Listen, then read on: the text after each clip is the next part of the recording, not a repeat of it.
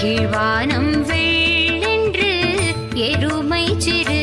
வீடு மேவான் பரந்தன காண் மிக்குள்ள பிள்ளைகளும் போவான் போகின்றானை போகாமல் காத்துன்னை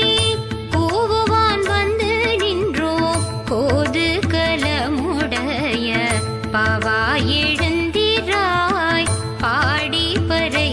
கொண்டு மாவாய் பிளந்தானை